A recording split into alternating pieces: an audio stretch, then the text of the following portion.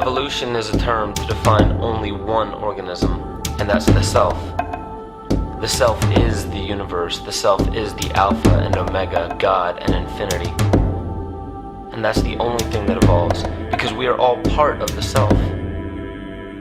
Nothing goes through an evolutionary process alone, or without direct benefit to the whole. So when you begin to think that there's this controlling elite, this controlling hand behind the curtains leading the planet to destruction, when you think the end is near, the apocalypse, Armageddon, and when you think we as a species are doomed, it is not they, it is you that brought this about. And for a very good reason. You are evolving. Stop blaming everybody and everything else. Quit panicking about global tyranny and natural disaster and pay attention. Because the world is telling you something, is telling you exactly what is wrong with you and how to fix it.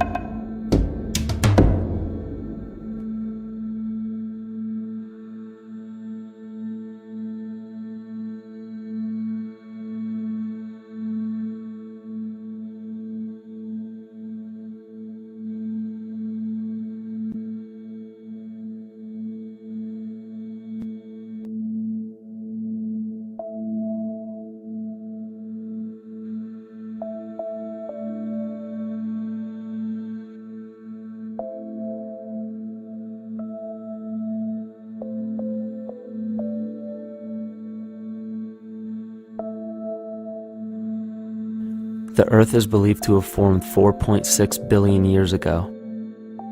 Within the first 150 million years, it began cooling and releasing gases from the lithosphere, which created the earliest forms of the Earth's atmosphere. Prior to the creation of this atmosphere, the sun's ultraviolet radiation made for uninhabitable conditions. But as the Earth cooled further, water condensed in the atmosphere and oxygen accumulated, making way for organic compounds. This spawned single-celled organisms and then plant life. And down through time, the evolutionary chain continued. And then we arrive at a species that does not seem to fit as well as the rest. Homo sapiens' gestation period of 9 months mimics the 3.8 billion year evolution of all life on Earth. The human embryo repeats the evolution of all species. When the sperm and egg unite, this new creation is a single-celled organism. Within hours, this single cell divides and multiplies more rapidly than any other species. 4 weeks later, the embryo begins to develop gills mimicking aquatic life. A few weeks later, it develops lungs and a tail with reptilian appearance. From there, a mammal is recognizable, and then onto a primate form. It then sheds its laguna, which is the embryonic fur, and at last shows the characteristics of a human child. The human body is a community of approximately 50 trillion cells. Everything the body does, the cell does as well. Cells have respiratory and excretory systems. They feed, feel, think, and communicate with other cells. Trillions of cells make up a single organism called the human body, and billions of human bodies help make up the organism we call Earth. The Earth has more similarities with the human anatomy than you may think. Earth has its own electromagnetic generation, just like the human body. Research has found that a direct current of electricity flows through perineural cells found around every nerve in the body. These pathways are called energy meridians and have been used in the practice of acupuncture for at least 2,000 years. Dating even farther back is the notion of dragon paths or ley lines, in which many megalithic structures and stone monuments were erected, marking the energy meridians of the Earth. These energy meridians are generated by the resonant frequencies of the Earth, called the Schumann waves. Each planetary body has its own resonant frequencies and is determined by the circumference and diameter as well as the speed of orbit and rotation. The Earth's resonant frequency starts at 7.83 Hz and ends with the 7th harmonic at 43.2 Hz, correlating with the 7 chakras. Ultimately, the greatest discovery of our Earth is its consciousness. A visible attribute of consciousness is an energetic field that governs the shaping of organisms. Morphogenesis is a scientific term to explain this very shaping of tissues, organs, and entire organisms. Consciousness is the creative force of the entire universe. It has been given many names such as God, Yahweh, Krishna, nature, the field, and divinity. The entire universe is in fact a single living, conscious organism with complete awareness of itself. The reason why it may seem difficult to comprehend this is because our understanding is typically limited by our language. When we hear the term conscious organism, we tend to anthropomorphize its definition. By giving it human qualities, we mistakenly look past what an organism truly is in the first place. The definition of an organism is any living thing capable of response to stimuli, reproduction, growth and development, and maintenance of homeostasis as a stable whole. Our universe does all of these things. The consciousness of our universe is responsible for the form and purpose that all matter assumes. The Earth's resonant frequencies are a result of its form. These frequencies are responsible for biological rhythms, such as menstrual and circadian cycles, as well as behavioral and emotional patterns. The frequencies are then picked up by the flora and fauna, which are biological instruments that respond to the wave patterns. The wave patterns resonate in the cranial structure of our head and converge in the center of our brain, which is where we find the pineal gland. The pineal gland is believed in many cultures to be the spiritual third eye responsible for intuition.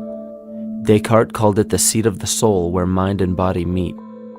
Each individual cell in our body receives an electromagnetic impulse from our central nervous system. They receive the very same impulse that was disseminated to every biological instrument from the earth.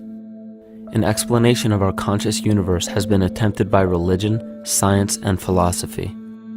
The neglect of biological nature from any organism causes illness.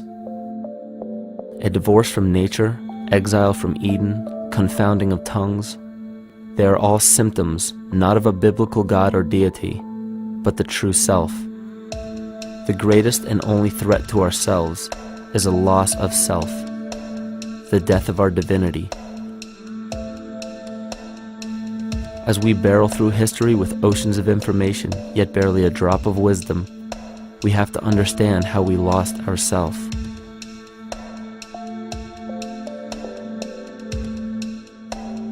In sacred texts and ancient scriptures left by our ancestors, we find an incredible link between stories of creation, a great flood, the war of the gods, the Messiah dying for the sins of man, end-time prophecies, and similar characters. These correlations show up in myths from cultures that supposedly had no contact with one another due to distance in geography and time. The common thread we find that connects all of mythology has its roots in the stars. One of the most revealing accounts is the battle of the gods in heaven and the ensuing flood. In the Bible, Lucifer rivaled the Lord and was defeated and cast down to earth. In the creation myth of the Enuma Elish, we find a similar story of Tiamat being defeated by Marduk and cast down to the abyss of Apsu. In chaos, Tiamat, the mother of them both, Apsu and Tiamat's waters were mingled together, meaning that the chaotic waters of Tiamat were somehow mixed with the sweet waters of Apsu. Apsu was the Sumero-Akkadian god of the abyss beneath the earth. Tiamat, also known as Lucifer, was known as a serpent or dragon and was defeated by Marduk.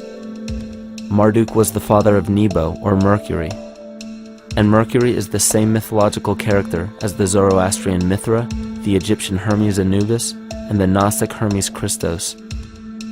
The most recent version of Mercury, however, is the Archangel Michael in the Bible, who defeated Lucifer and sent him to the abyss of the earth, or hell. This story is steeped in astrological significance in the Bible and in many other ancient scriptures. This leads to an event in history that is recorded by many researchers regarding the cosmic upheaval and historic deluge. William Commonus Beaumont states, "The flood immortalizes the collision of a fallen planet, later termed Satan, actually a cometary body with our Earth." Consider what this reveals. He postulates that a planet, later termed Satan, fell to the earth, creating the flood we see recorded in the Bible and other myths. Lucifer, or Tiamat, was a planet known to ancient cultures as the Glistening One, the dragon of chaotic salt waters. The light from the sun illuminated this planet's water, which gave it a glow that rivaled the sun's own light, which is where we hear about Lucifer rivaling the Lord. The Lord in this case being the sun, which sustains and gives warmth to the earth. The planet Tiamat, or Lucifer, was destroyed by a cataclysmic event that hurled the watery planet to the abyss of the earth. In the book of Enoch, it reveals, "And behold, a star fell from heaven, and when it fell to earth, I saw how the earth was swallowed up in a great abyss." The myth of the Ute Indians states, "The sun was shivered into 1,000 fragments, which fell to earth, causing a general conflagration. Then Tawats fled before the destruction he had wrought. And as he fled, the burning earth consumed his feet, legs, body, hands, and arms, until at last, swollen with heat, the eyes of the god burst and tears gushed forth in a flood which spread over the earth, extinguishing the fire."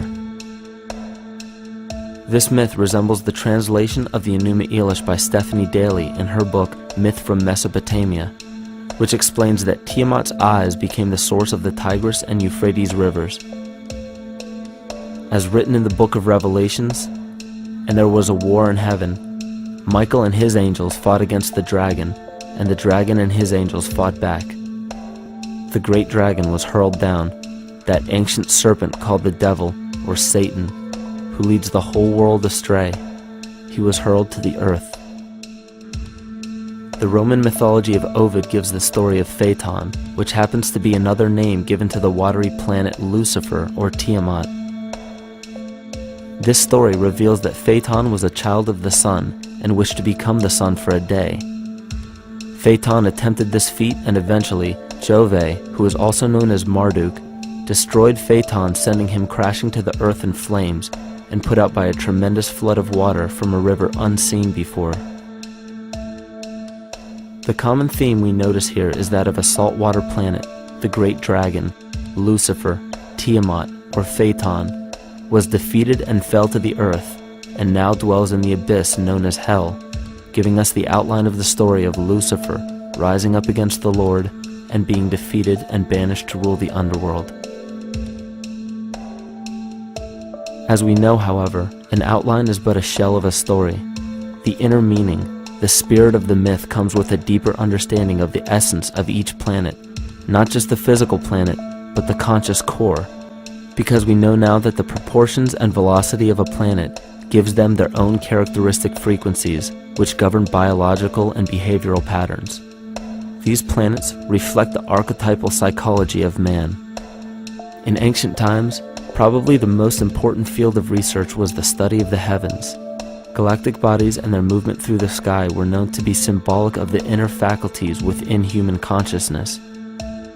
Within all organisms, outdated science has only explained the physical world measured by our five senses. Only in esoteric religions, mysticism, and quantum fields of science are we to find any attempt at explaining where thoughts and emotions fit into the sense-perceptible world. We also understand now that humanity is a community of cells within the organism of the Earth. The Earth, therefore, is a higher organism that shapes our form and function. This higher organism and all other planetary bodies are governed by consciousness, just as we individual humans are. Therefore, the Newtonian belief that galactic bodies are nothing more than lifeless forms floating in space is tantamount to claiming that we humans are nothing more than a composite of elements in motion. We know that this is untrue because we feel, we think, and furthermore we see the result of our consciousness creating what we call life. Plato wrote, "This world is indeed a living being, endowed with a soul and intelligence, a single visible living entity containing all other living entities, which by their nature are all related." Furthermore, the cosmos is a single living creature which contains all living creatures within it. And in an article out of the Sufi journal, the author writes, "The world is a living spiritual being." This was understood by the ancient philosophers and the alchemists who referred to the spiritual essence of the world as the anima mundi, the soul of the world. In scriptures, we hear of the claim that angels guide the inner soulful actions of people, or that the gods wield influence over man. Most ancient spiritual and scientific teachings held the belief that the hierarchies of the gods, angels, archangels, archai, all the way down to the cherubim and the seraphim, are the hierarchies within the human psyche.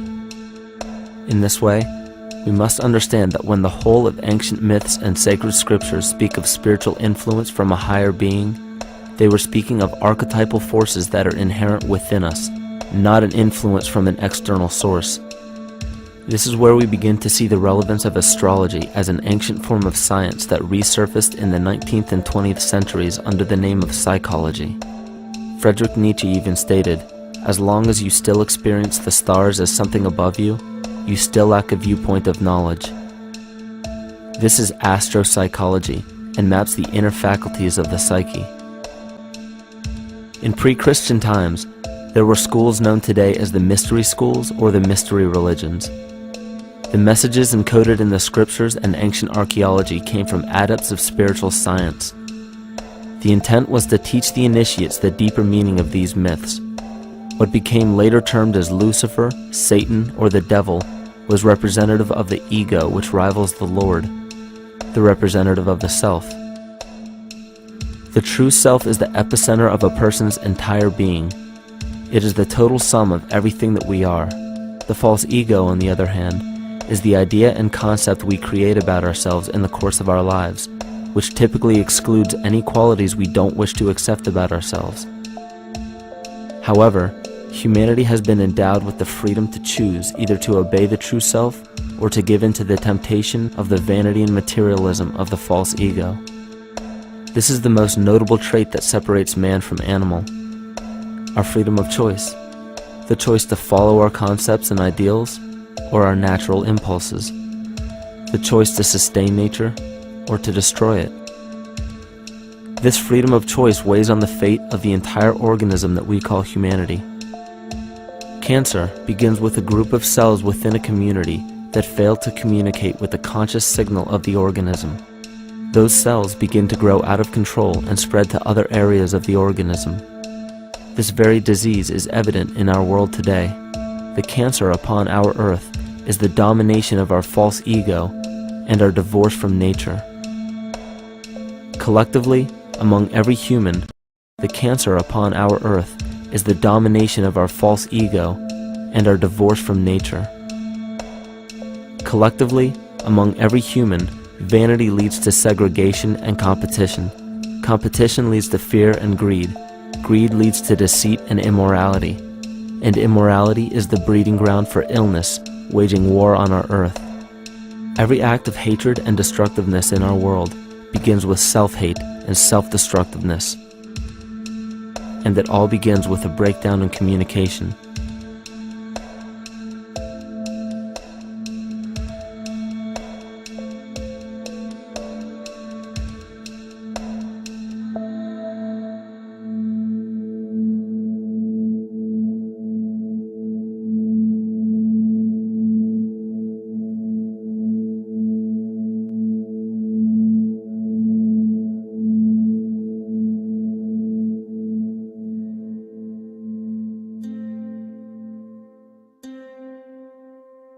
In nature, all that we perceive with our five senses is a result of two fundamental principles. Everything in existence is made of a relationship between vibration and matter. Vibration is a masculine creative force countered by matter, which is a feminine receptive force. Thus begins the principle of duality. We see this duality in ancient myths and philosophies, yet only those philosophies and scriptures that were perverted and raped of the original meaning gave the impression that one polarity was good while the other was evil. The original sages, adepts, and shamans taught that both are necessary, and one would not exist without the other. These two important principles come together to form all things in the universe. This is Kymatica. Even language, logos, the communication of any and all things in nature, depends upon this principle. Pete Peterson, in his works Cymatics, the Science of the Future, stated that nature shows examples of Kymatica in everything. This phenomena is found to be one of the prime forces that moves biological evolution along its path. Dan Winter reproduced an experiment to prove that the ancient languages of Hebrew and Sanskrit, when spoken, create a vibratory frequency that moved matter into sacred geometrical patterns. Upon further investigation, Hebrew, Sanskrit, Aramaic, Arabic, and other elder dialects have older roots in a parent language of Gaelic and quite possibly an even earlier origin. In Swami Murugesu's The Science of Mantra, he claimed that when a person chanted specific words in Sanskrit while filming a burning candle, the intensity as well as the color of the flame would change due to the frequency that the word would emit. This same science has been shown to lower and raise blood pressure. And in his own words, certain sounds can affect their circulation and nervous system. Whatever change such vibrations cause extends to the mind of a person and also to the surrounding atmosphere, causing warmth or coolness. All this can be known by study and shown by practice. This rediscovered knowledge of the science of sound shows that sound is something more than mere vibratory signals. Not only does sound interact with life, but it sustains and develops it. It acts as a conduit of conscious intent between people, societies, and entire civilizations. Yet the psychic illness we endure due to the domination of our false ego is reflected in the collective. Our psychological schism has shut us off from communicating correctly with our inner self, which is exactly how cancer cells within the body operate. In the collective, we have created a language barrier between humanity and the rest of nature, acting as a global cancer. Recorded in history, the efficacy of the ancient languages has been severely uprooted. The alphanumeric translation from Hebrew to English shows a complete reversal of the two languages, giving the cymatic effect unnatural results. Dr. Leonard Horowitz stated in his work on DNA, 1/3 of the sensory motor cortex of the brain is devoted to the tongue, oral cavity, the lips, and speech. In other words, oral frequency emissions spoken or sung exert powerful control over life, vibrating genes that influence total well-being and even evolution of the species. A degradation of language in this case is shown to affect biology. If something as basic and important as language can be degraded and devalued to such a degree, yet never questioned, what else might we be missing? Think of an aspect of your life that dictates the limits of your freedom. Government and law enforcement, insurance and pharmaceutical companies, taxes, building permits, driver's licenses, and more. There are hundreds if not thousands of stipulations, regulations, and boundaries on our freedom. And out of the ones that were just mentioned, how many have you researched to find out whether they apply to you or not? Let's look at the forms of law that we currently acquiesce to.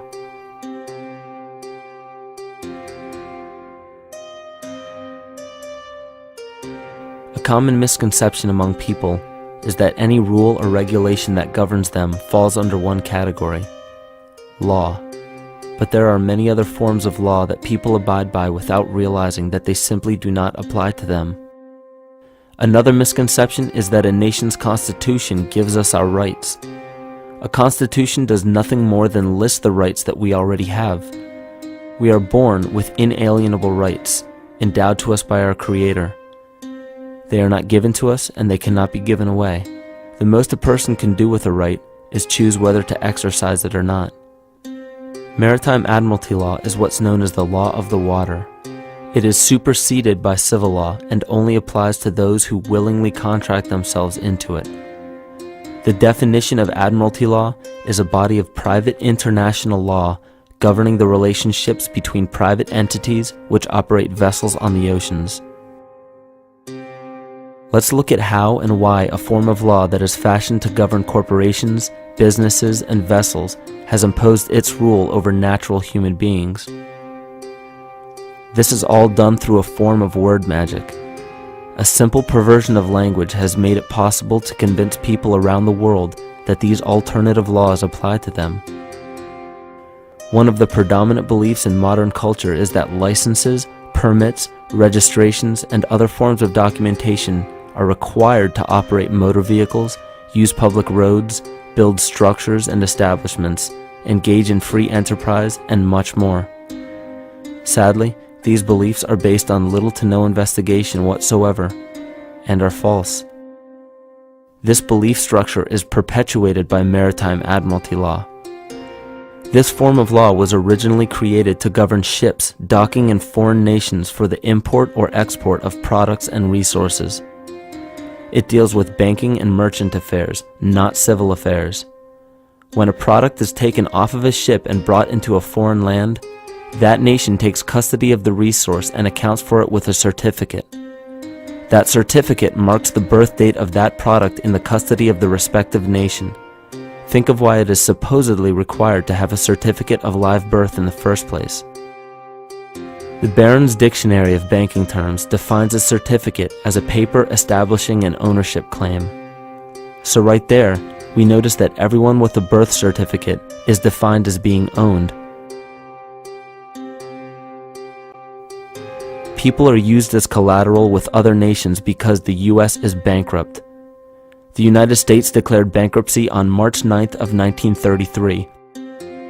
At this point, the U.S. began taking out loans from a private, non-government affiliated corporation called the Federal Reserve. With no money to pay back the loans, the United States began using the citizens as collateral. All birth and marriage certificates are literally warehouse receipts. Just look at the similarities of warehouse receipts and birth certificates. Both document the date of issue, a serial number, registration number or receipt number, a description of the product, and an authorized informant to notify the appropriate government agency. With all of this information being readily available, the majority of people are unaware of their involvement with maritime admiralty law. This is possible through the manipulation of language. This admiralty law changed the meaning of the word person from a natural living person to a corporation. Driver's licenses, vehicle registrations, auto insurance forms, building permits, gun permits, work permits, tax filing documents, birth and death certificates, traffic citations, and many other forms of documentation that were once believed to be absolutely necessary only apply to persons or corporations. Upon signing such a legal document, you are indirectly waiving your rights under the Constitution and lowering your status to that of a corporation that is created with the same exact name as you. The only way to reconcile your true name from the name of the corporation is to take notice that the corporation has its name in all capital letters. This is known as capitis diminutia maxima. You may take notice that your driver's license, birth certificate, social security card, insurance cards, and more use all capital letters to legally represent the corporation with your name, not you. The corporation is known as an artificial person, whereas you, the human being, are known as a natural person. This deception goes even deeper when it comes to the courts that we attend. When showing up to court, you will notice that there are seats for witnesses behind a wooden fence or barrier. The defendant must cross through the entrance to the other side of the barrier where the plaintiff and judge sit. This act symbolizes the boarding of a ship. At this time, business can be conducted in maritime admiralty law. The judge, acting as captain or banker, is responsible for settling the balance between the two sides. This is why there is always a monetary value involved in any court case. The captain is simply dealing with banking and merchant disputes. Once the balance is paid, the case is closed. To turn the court case away from admiralty law where your rights are not protected, you must avoid agreeing to represent the artificial person. This is done by stating that you are the natural person. You don't have a first or last name because those imply corporate title. In a court case, you may state that the court takes judicial notice of your honor's oath of office. Every judge must take an oath of office to practice law, yet you must make it clear to the court and the jury that the judge is acting as judge and not banker. Remember that you are a natural human being of the earth. You are not governed by anything but your own consciousness. Laws are created within a society. The society that created the laws we see being enforced today is called the Law Society. Yet the most beautiful part of this entire deception is the fact that we are not part of the Law Society, so their laws do not apply to us. Judges, lawyers, and law enforcement officers, they're all part of a society. Within that society, they've created their own language that's deceptively similar to English. They have these little things called statutes, acts, and regulations that seem like laws, but they really only apply to those within their society. So that basically means all the traffic violations, minimum age requirements, and everything except for damage to another person or their property doesn't really apply to the natural person. Laws only apply to those within the Law Society. The game being played is an illusion. You can simply choose to open your eyes and reclaim the freedom that you were born with, bound by nothing but the limits of your imagination. These are just a few examples of assuring that your rights are being protected. By far, the most important line of defense against this deception is to be aware of the perversion of language, and be absolutely aware of how you form your beliefs and concepts.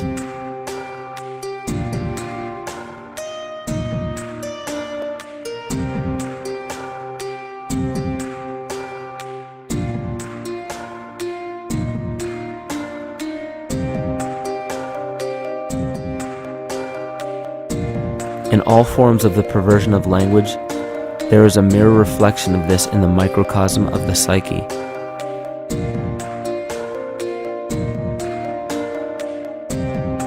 And the problem I see with humanity today is we don't truly know ourselves anymore. We have the 9-to-5 job, we have the house, the children, the bills, the television, the hobbies, and the errands that we run every single day, and we eventually begin to believe that this is who we are.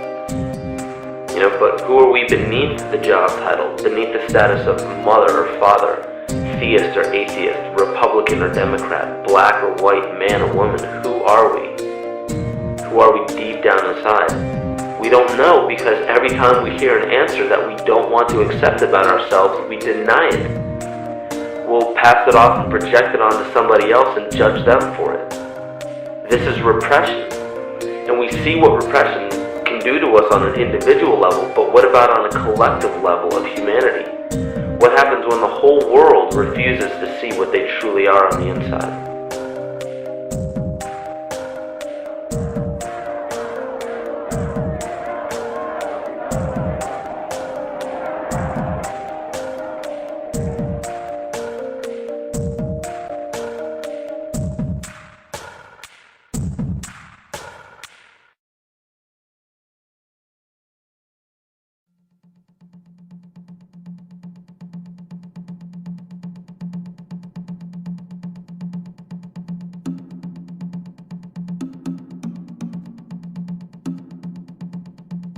Carl Jung discovered that there is a collective unconscious connected to all humans, meaning that the whole of humanity shares a single mind with one another.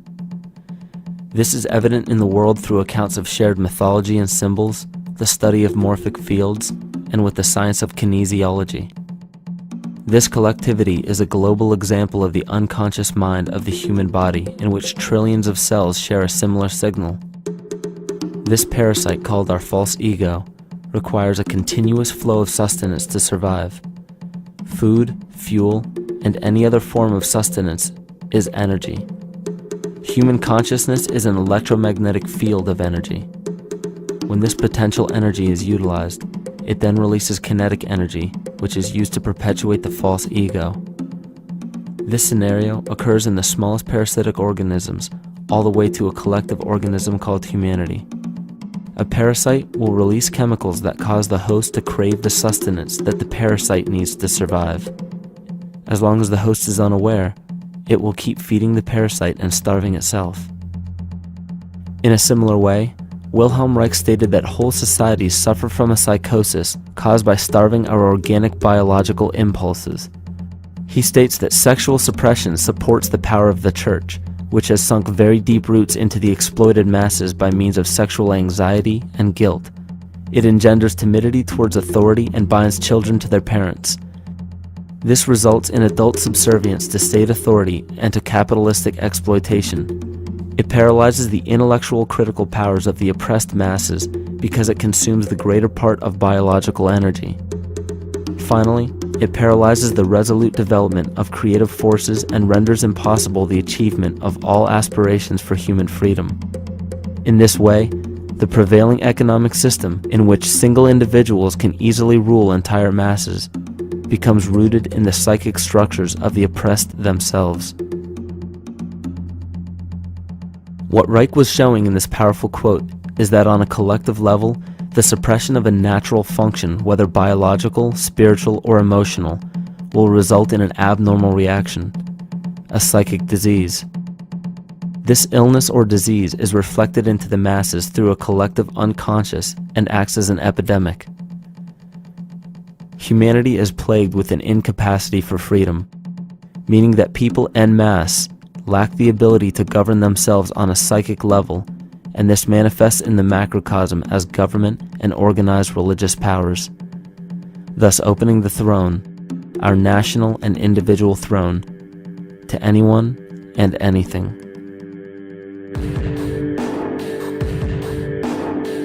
Enter the infamous rulers of the earth, the patriarchs of civilization, political, social, economic, and spiritual dictatorship, psychic tyranny. This simple illness within our psyche, this lack of responsibility and neglect of basic human freedom, has made way for every tyrant that has ever held rule over people on this planet.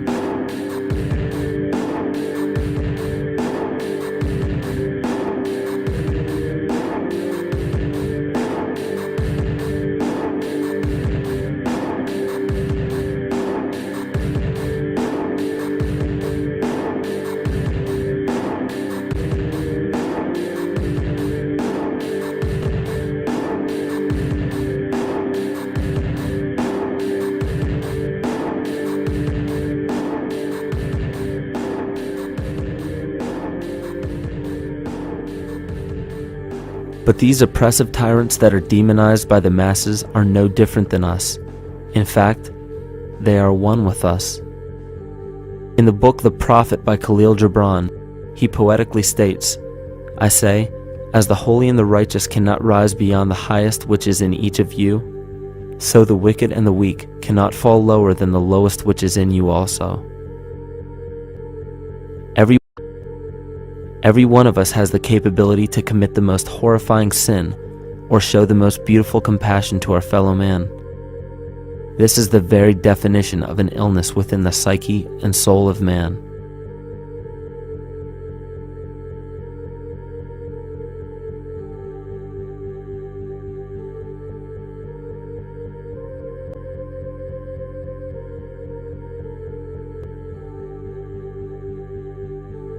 Think of any position of power that you believe to be above you. Royal families, government leaders, the United Nations, financial organizations, corporate monopolies, and media juggernauts. These are all facets of our false ego. They are the physical advent of our own sickness. They require our conscious participation, our conscious energy to survive.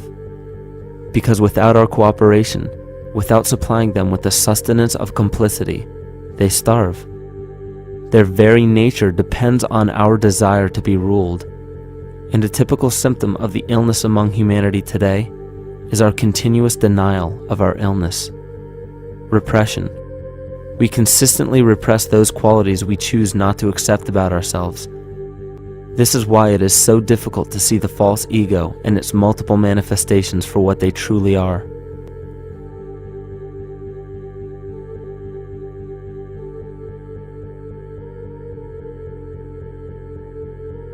This is the very nature of the false ego. It acts as a red herring to distract us from the freedom we truly have. For this psychic parasite to survive, it must supply us with a chemical that will cause us to remain dependent upon it. In this case, the sustenance is our conscious energy. And in order for us to feed it to the parasite, the chemical of fear causes humanity to crave protection and defense.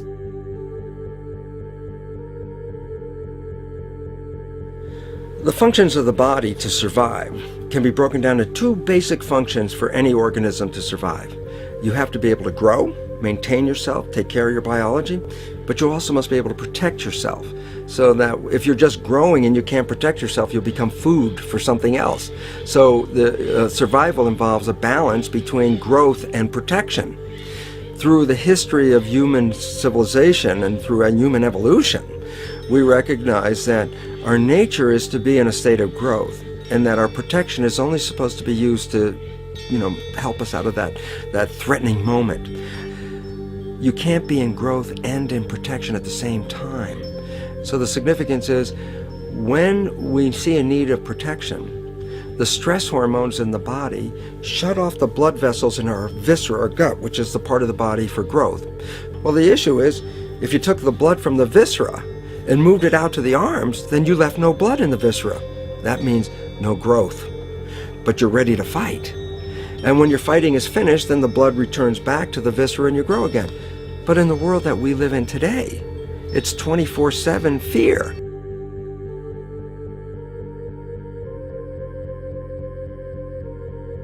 So we have a continuous dripping of that stress hormone into the body. It's just dripping all the time, getting us ready to run or fight or flight at any moment. At the drop of a hat, we're ready to go because we're on guard.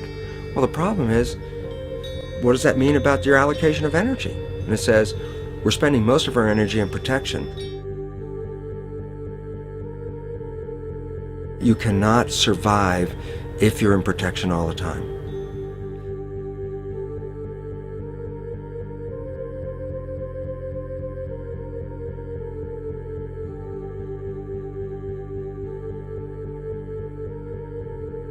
And if the parasite can control the nature of the fear, it can then create a fear among us that only it can defend us against. A recent physical manifestation of this comes from Zbigniew Brzezinski, former Secretary of State who also supported President Barack Obama.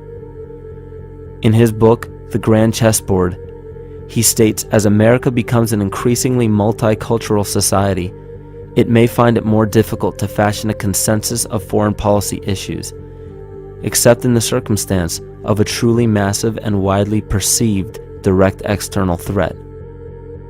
Even the Reichsfuhrer of the Nazi Party, Hermann Göring, sums up this game of supply and demand perfectly when he stated, "The people can always be brought to the bidding of the leaders." That is easy.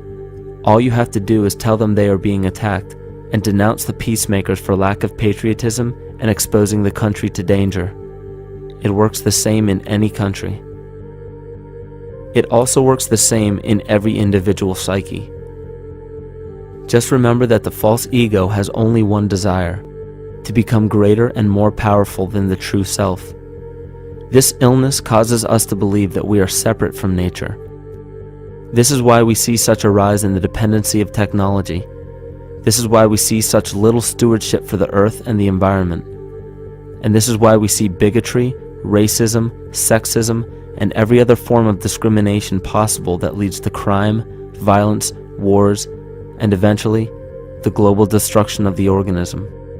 This endless state of fear, confusion, and segregation our world seems to live in is a symptom of the false ego creating a false threat.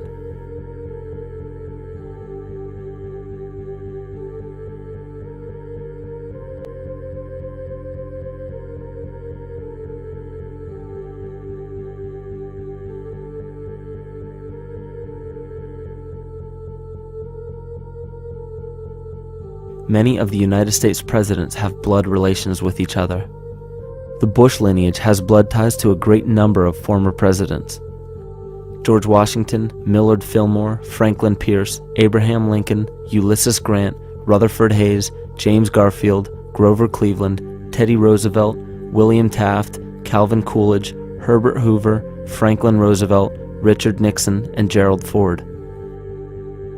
Michael Tessarion points out in his work that Bush is closely related to every European monarch on and off the throne, and has kinship with every member of Britain's royal family.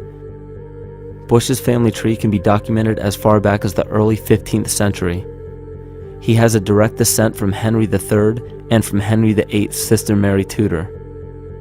He is also descended from Charles II of England. And we also find that George W. Bush is a direct descendant of Godfrey de Bouillon.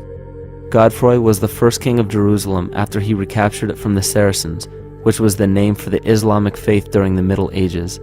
It is interesting to note that the current occupation of the United States in the Middle East was re-established by the same family, George Bush Sr. in 1991, and again by George Bush Jr. in 2003. George Bush Jr. is then found to be a cousin to both opposing candidates of his 2 terms in office, Al Gore and John Kerry. Democratic President Barack Obama also has blood ties with George W. Bush, as well as Gerald Ford, Lyndon Johnson, Harry Truman, James Madison, and the British Prime Minister Sir Winston Churchill. On the opposing side of the 2008 presidential ballot, John McCain is descended from Robert the Bruce, King William I of Scotland, and also Godfrey de Bouillon. Probably one of the most interesting facets of the bloodline relations is the fact that the whole British royal family has descent from the Muslim prophet Muhammad through the Arab kings of Seville. This bloodline was passed through the kings of Portugal, Castile, and eventually down to King Edward IV. And this is a very, very different story from what you hear the media pumping out every day, being this idea of lineal superiority. It's completely debunked according to the foremost authority of aristocratic lineage, Burke's peerage. And this just goes to show that there's the true story, and then there's the manufactured illusion, the front that's given to the public.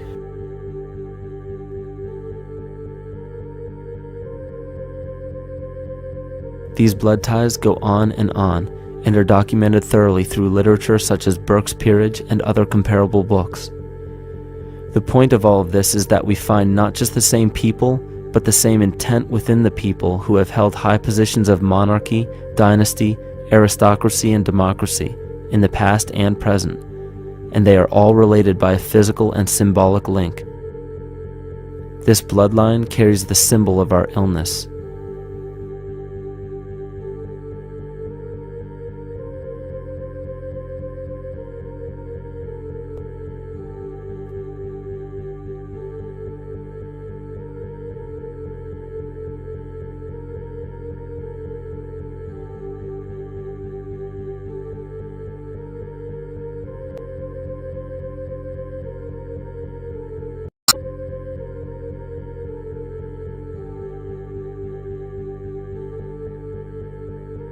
The symptoms of our psychospiritual illness are the wars, terrorist attacks, artificial or man-made disasters, and leader figures.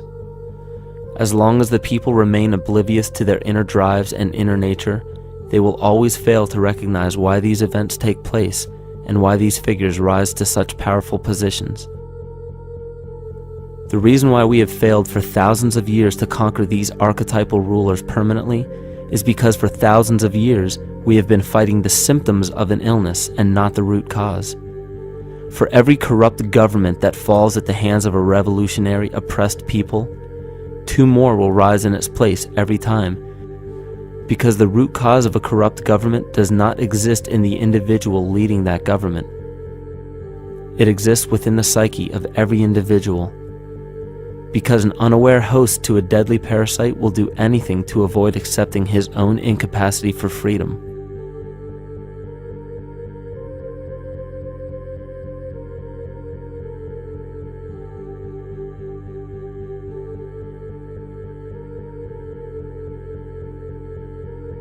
We are so bereft of sanity in this world that those few who simply stop projecting onto others and begin facing their own demons are seen as neurotic. An article written in the 1950s states that studies showed that individuals who had been isolated from their familiar social and cultural environment became neurotic. This shows that when those individuals had no object to identify their darker emotions with, they began to see these things in themselves, that which they refused to recognize before, and were unaware of why they appeared and how to cope. Facing our true inner self is virtually unknown in our world today. This is why no matter how many civilizations rise and fall, it is our collective consciousness that creates our governing apparatus, not individual people.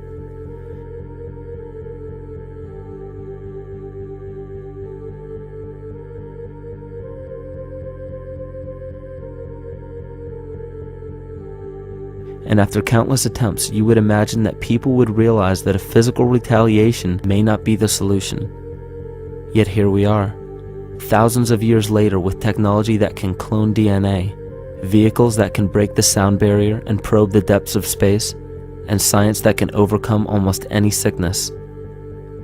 Yet we still fail to take notice to the importance of thoughts and consciousness. This is the very definition of insanity. And every single one of us is responsible for this psychic epidemic, because we're killing the messenger and paying no attention to the message.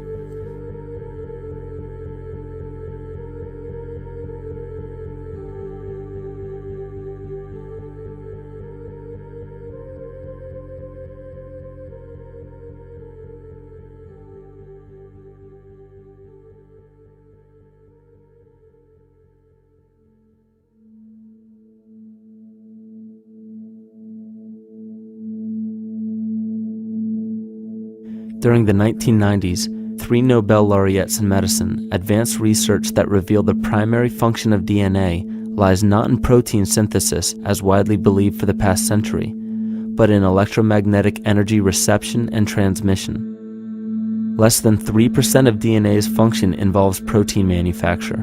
More than 90% functions in the realm of bioacoustic and bioelectric signaling. So why is it important to know that DNA functions in bioelectric signaling? HeartMath Institute has discovered the heart and brain maintain a continuous two-way dialogue, each influencing the other's functioning. Although it is not well known, the heart sends far more information to the brain than the brain sends to the heart, and the signals the heart sends to the brain can influence perception, emotional processing, and higher cognitive functions. The heart also generates the strongest rhythmic electromagnetic field in the body, and this actually can be measured in the brainwaves of people around us. We are quite literally an electromagnetic expression of our highest cognitive function. The behavior of electromagnetism is evident throughout the world as dualism. All matter contains a negative and positive charge, which means organisms are built upon this foundation. The natural homeostasis of any organism is a balance of both polarities. Furthermore, research on emotional energetics shows that the heart's field is a carrier of emotional information and a mediator of bioelectromagnetic communication within and outside the body. Research shows our heart's field changes distinctly as we experience different emotions. It is registered in people's brains around us and apparently is capable of affecting cells, water, and DNA studied in vitro. Fear. The chemical supplied by a collective parasite creates a distinct bioelectric signal given off by the host. This signal is disseminated to the organisms within our community and will grow outward through the entire organism unless it is counterbalanced by an opposing force.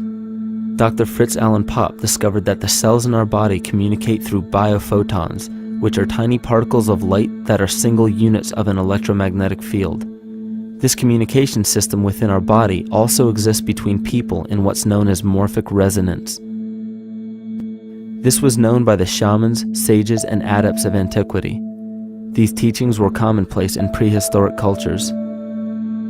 It wasn't by sheer chance that artistic expression and rituals were the cornerstone of every ancient civilization.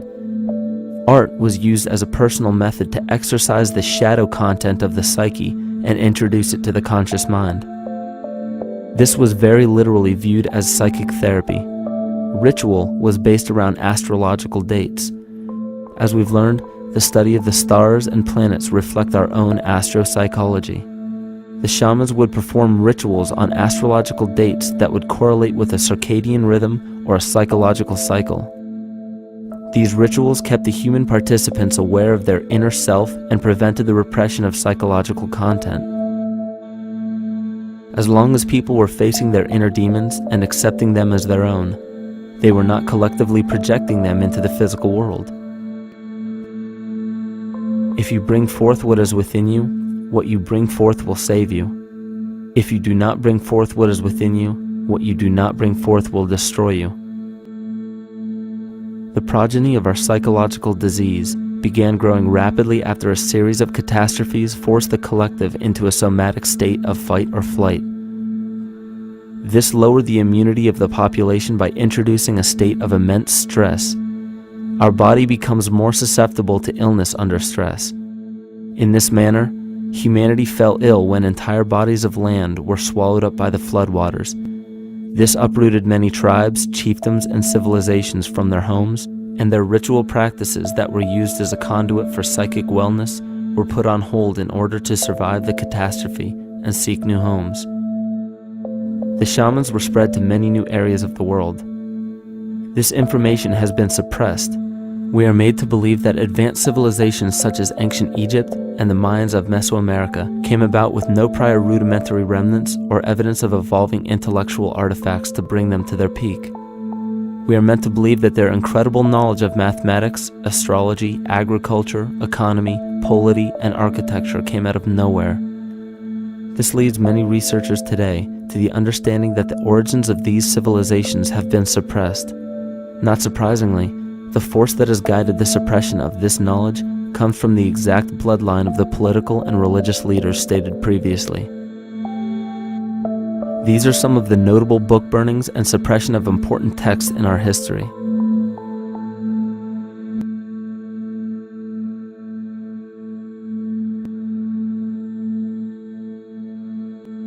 Yet after all of this suppression, there are still remnants of the dispersion of elder civilizations in nearly every country. There is tremendous evidence of ancient cultures visiting North America long before the conventional belief of European colonization. Barry Fell states in his book America BC, there are ancient inscriptions now being reported from nearly all parts of the United States, Canada, and Latin America, written in various European and Mediterranean languages in alphabets that date from 2,500 years ago. William Commonus Beaumont wrote, "The Toltec and Maya civilizations never originated on American soil, but appeared there full-blown, with a well-defined art and system of hieroglyphic writing which possesses affinities with Egyptian. It is found that there are thousands of prehistoric sites across New England and several other northern states showing inscriptions, carvings, and mounds created by Druidic mariners as far back as 800 BC. To suppress this information further, it was not only imperative for the bloodline to burn the documented texts containing true historical information, but to wipe out the cultures that derived from these ancient shamans. The most devastating genocide ever endured was and still is the annihilation of shamanic tribes. We've lost our traditional roots and don't know about ritual. The dragon dances and the ghost dances of the Native American Indians, what do you think that was all about? All the shamans of the world, when they do their rituals, they're doing that. Their work, harmonically through dances, is to strengthen the immune system of the earth. But they've been all murdered. So that was why in the 17th century, exactly the same period I'm talking about, there was an all-out agenda that when you come across indigenous people, you annihilate them. Columbus was sent on his expedition along with agents of the crown to disrupt the lives of the natives and seize mineral resources.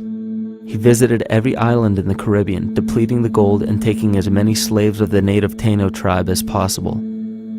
5 million natives were murdered within 3 years, according to Leah Trabeck.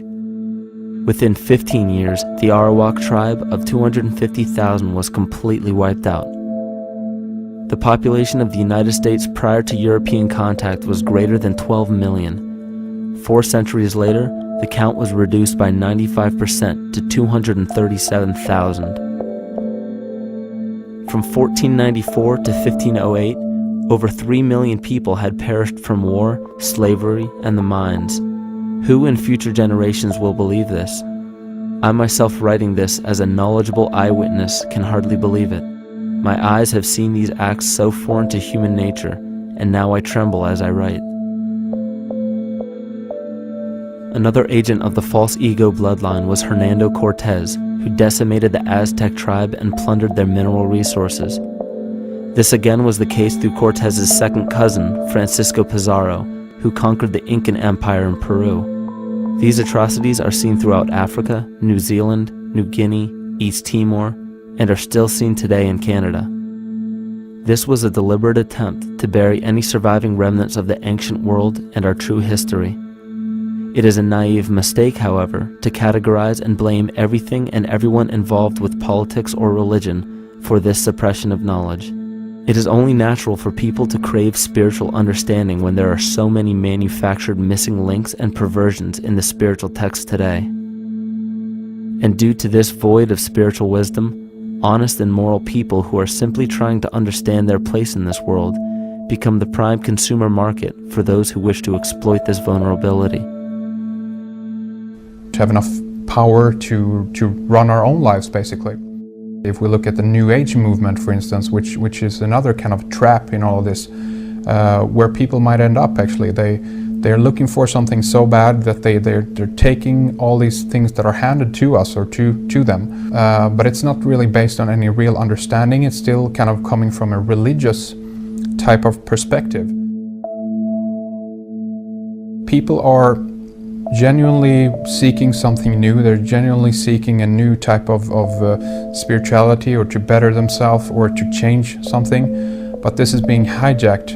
And what they actually do is that they lead you into another type of group mentality or new age religion, whatever it is, and people still are not able to kind of really break free from that and follow their own journey or their own path, which I think is very important in all of this.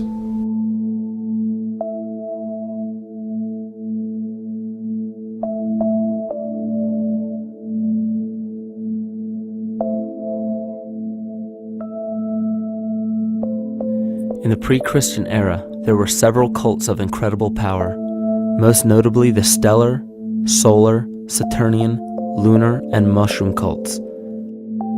It is simple to see that worshippers of the lunar goddess comprised of the lunar cult. The worship of sun gods were indicative of the solar cults. The Saturnian cult, which consisted of Phoenicians and Canaanites, worshipped El or Eli. The biblical exodus of the Hebrews from Egypt showed that they entered Canaan and merged the lunar cult of Isis, the solar cult of Ra, and the Saturnian cult of El to form Isis, Ra, El, Israel. The old Israelitish cult and mythology, the Yahweh worship, the patriarchal legends, the sojourn in Egypt, and so on, are rooted in the religion of the sacred fungus, developed from the underlying fertility philosophy of the ancient Near East. The Jewish mitre, Muslim turbans, and military berets are derivations of the symbol of the mushroom cult. One of the first and most prominent, however, was the stellar cult, and a number of these ancient cults were created for shamanic purposes and earthly stewardship, yet some were taken over with different intentions. Just as you would imagine in any establishment of power, smaller cults formed within the main cults to worship individual deities. The cult of Mithras and the cult of Dionysus are 2 examples.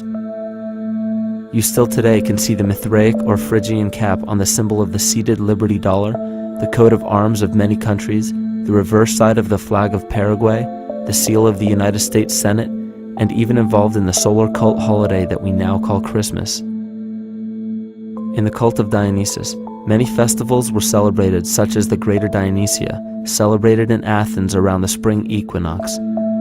The foremost event in this festival was the Thymelic contest, in which poets, musicians, and entertainers performed in an open-air theater. Musicians did not have to pay taxes, and members of the Artists Guild did not have to participate in military affairs. The cult of Dionysus is still alive to this day as the entertainment industry.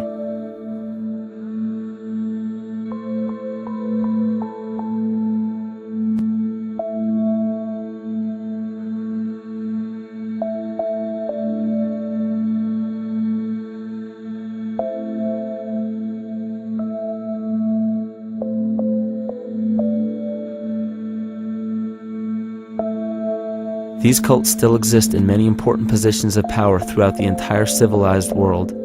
Yet the most important function of these groups is to manufacture the consent and complicity of the people. The conscious mind is the creative mind. It's the one that has your personal identity into it. It does the real thinking.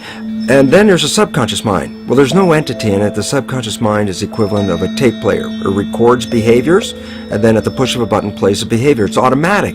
It's a very convenient thing because then we don't have to relearn all the time. Once you know it, you can make a pattern. The problem is that the basic patterns of belief and behavior that are programmed in the subconscious mind came from our teachers, primarily our parents, our family, and our community. So most people don't even understand how easily we're influenced by our environment.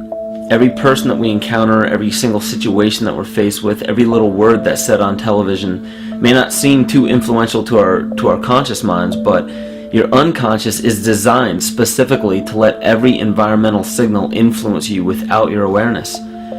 So the question is, are we leading conscious or unconscious lives? And now neuroscience has told us in the unfolding of our lives, only 5% of our life is controlled by our conscious mind, and 95% of the time controlled by the subconscious with programs from other people that were installed in there. And the problem is, it means when those programs are playing, we don't see them. And the skeptics will sit there and say, consciousness, archetypes, astrology? No. We create things with our hands, not our minds. Archetypes aren't physical. They can't influence me. But when you think of the fact that we're only conscious of this small little fraction of our behavior, what we don't realize is that entire countries, entire civilizations that think they're free and independent, but are unconsciously too afraid to be free and independent, they will beg to be governed. And if they can't do it themselves, who do you think will consciously or unconsciously take that responsibility? It usually ends up being that strong, masculine, animus archetypal figure. When we think we're in danger, we're not looking for our mother to nurture us. We want our father to protect us. And right on cue with the age of fear, this age of catastrophe, the age of this parasite, we see masculine domination. And one of the primary conduits for giving our responsibility and our conscious energy away is money. We surely don't want to admit that our dependency on money is flawed, because that would imply that the fault is our own. And God forbid we take responsibility for our lives, so we blame the money. This is the cornerstone of the entire illusion being built around us by the false ego. Money is said to be the root of all evil, yet it cannot be evil because money is only a symbol. Symbols carry only the faith and spirit of the observer. This means that the symbol of paper money, yet it cannot be evil because money is only a symbol. Symbols carry only the faith and spirit of the observer. This means that the symbol of paper money evokes and surfaces the evil intentions and inherent flaw of our false ego. Money only exists because we agree to accept it as valuable. And to further illustrate our incapacity for freedom, we've given the control of our faith-based money to a private corporation instead of the federal government. There is no law stating that we have to use Federal Reserve notes as currency. We choose to because we fear the alternative: independence.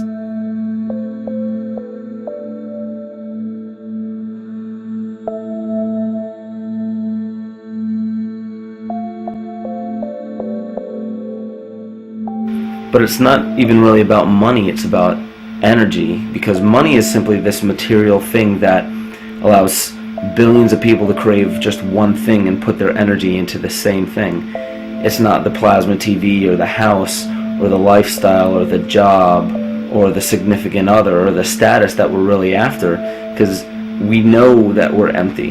These people feel sadness and loneliness and void just like anybody else, and they either want to fill that void with materialism because they think that that'll make them feel better, or they want to sedate the void feeling with material possessions. So it all comes back to this feeling of having to put our dependency into an external source, something that we have absolutely no control over. What we're seeing right now is with all the competition of each other destroying each other, wars, competing for material existence, raping the planet and tearing it apart to get some pieces of it to hold in your hands and say you won the game. Every one of those moves is destructive not just of the planet but of human civilization, because human civilization will thrive with cooperation and will die with competition. And if you operate from these truths, then you end up with the extinction that lies before us. You see, we all have demons, so to speak. We all have inner demons in our lives, but we expect to see devilish monsters or dark apparitions when you think of a demon, kind of like what you'd see in the cinema. But our demons are really the people in our everyday lives, the people that we argue with, the people that we envy or hate, the ones we physically or emotionally harm in some way, shape, or form. And it's not because we envy or hate qualities in these specific people as much as we hate the fact that they remind us of ourselves. They reflect qualities about ourselves that we wish we had more of, or that we wish we didn't have at all. So what do? We alleviate that pain not by fixing or fighting our own demons, but by harming the people that remind us of our demons, by harming the people that remind us of the things that we don't like about ourselves.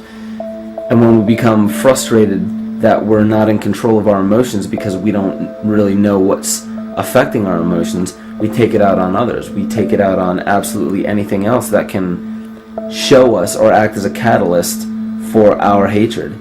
And so we do the same thing to animals. Animals are perfect because they can't defend themselves. And it's a perfect catalyst for our inner aggression, our confusion, our hatred. Just take it out on something absolutely helpless. Just imagine how unconscious a person has to be of his or her actions to torture or mutilate or brutalize any living thing.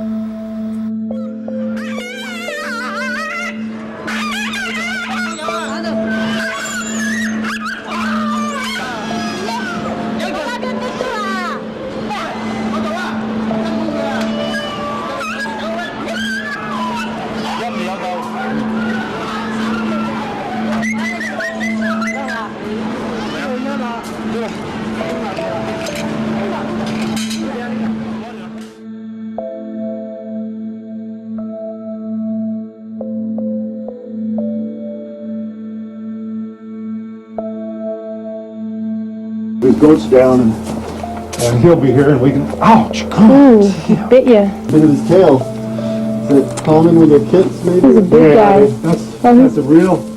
Think of the lack of compassion you must have towards life in general to be able to feel no semblance of sympathy towards entire populations, let alone just individuals or individual animals, entire populations of species that are bred specifically for the purpose of commodity.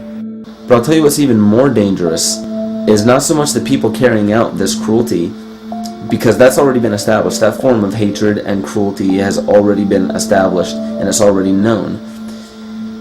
What I'm really worried about is the people who are against inhumanity, the people who are against animal cruelty and feel self-righteous enough to think that it's justified to inflict harm or even wish harm on these people. Because those are the people who take unconscious cruel behavior to a whole new level of conscious cruel behavior that's perfectly acceptable in their minds, because they feel that it's their job to bring other people to justice, like they're an authority figure of some sort. Those are the people who will have a much harder time figuring out why they harbor so much inner hatred and resentment. They don't seem to realize that it's just another form of the same exact hatred. So to keep from facing our inner demons consistently, what do? When we begin to realize, hey, wait a minute, maybe it's not alright to inflict harm on any other living thing, then the ego has to come up with a more esoteric form of cruelty to trick us into displaying the same form of self-hatred, the same indignant attitude, but just in another way and towards another group of people. But the emptiness will always find a way back in, and people will always start to feel restless again, no matter how many times they transfer blame to yet another person or yet another group. We need chaos in our lives. We crave destruction. We beg for catastrophe. Because if we don't have these things to act as a form of exorcism or a catalyst for us, we start to notice these things in ourselves, and that's what we don't want. You see, we can deal with wars.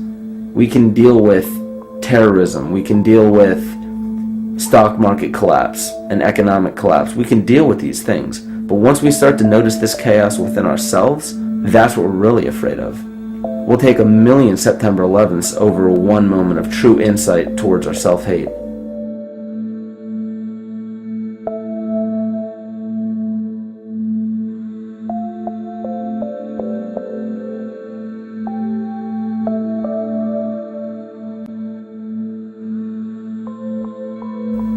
And you know, the most interesting part of all of this is we encounter things every day, every single day, that we either accept with open arms or that we reject violently. The interesting part is not really what we're accepting or rejecting as much as what it is inside us that makes us feel compelled to a certain thing or repelled from a certain thing. There's this fundamental dual behavior of muscular strength or weakness, attraction or repulsion. And what's interesting about this is when you realize that consciousness, awareness, that intangible essence that animates all matter into what we see around us as life, that is where you will find the origin of this dual behavior. It's been explained as the inhalation and exhalation of Brahma, the contraction and the expansion of Ahriman and Lucifer in an anthroposophical setting, the active and the passive qualities in electricity, the masculine and feminine qualities, yin and yang, existence and nothingness.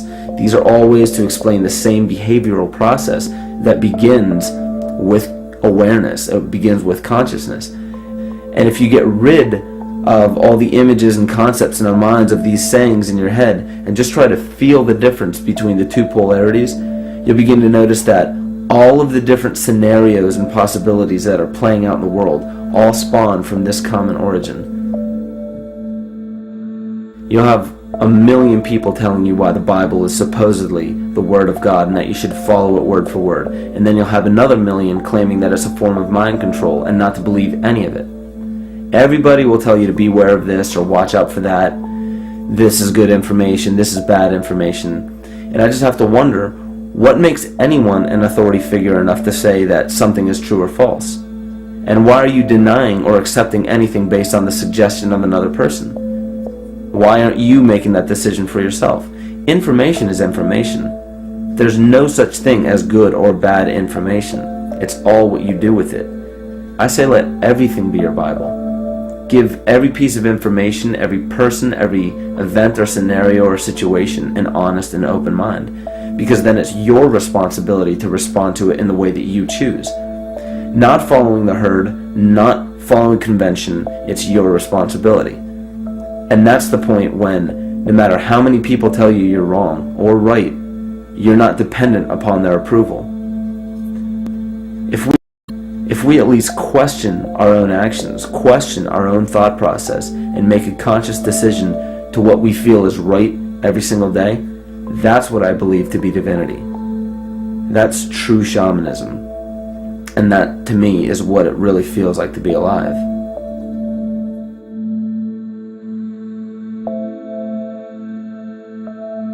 In this conscious, living universe, there are no laws of nature, just habits. There is nothing external to the universe to enforce a law upon it. The illusion of a fixed law of nature is only the result of there being no need for that habit to be broken. When habits need to be broken to ensure the survival of the organism, we see this event in nature and call it evolution. The collective mind shapes our evolution. And a great example of this is the experiment done by John Cairns in 1988.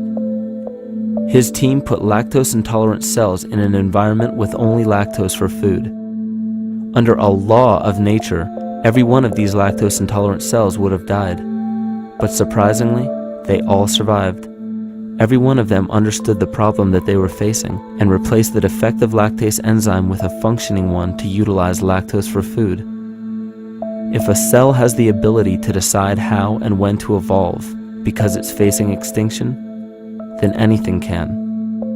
The existing beliefs are that a human body is a biochemical machine controlled by genes, and therefore the behavior, emotions, and character of our biology, our health, our lives are controlled by genes which we don't control. So this is what we taught people. You're a victim. Genes control your life. You didn't pick them. You can't change them. The genes you end up with program what's going to happen. My experiments on stem cells, which I started in 1967, I'd isolate one stem cell, put it in a petri dish, and then it would divide every 10 hours. So I took all the cells, split them up into 3 groups, and then just put them in 3 petri dishes. And then I changed the growth medium, the constituents of the environment, in each of the 3 dishes. In one dish, the cells form bone. The second dish, they form muscle. And a third dish, they form fat cells. What controlled the fate of a cell? And the first thing you have to say is, well, wait, they were all genetically identical when they were put in a dish. So obviously the genes didn't control it because they all had the same genes. What was different was the environment. And all of a sudden in my career, it said, oh my gosh, here I am teaching genes control life, and the cells are telling me genes respond to life. And since you can control the response, you can control your life. It's how you read the environment, how your mind perceives the environment. And if you understand this, then you could lead yourself to the most wonderful expression on this planet, to be fully alive and fully healthy, just how you respond to the world.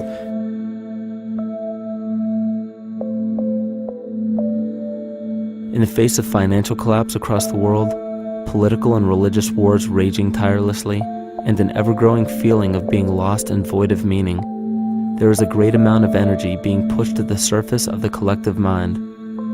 Evolution does not come about gradually. It happens in spurts and fits, and comes about due to a tremendous need for the organism to survive. We are now at a point in history where we will choose. We will choose to become sovereign or remain dependent, to face our true self or continue fighting a ghost, to become well or allow this disease to grow, to live or to die. The choice is yours.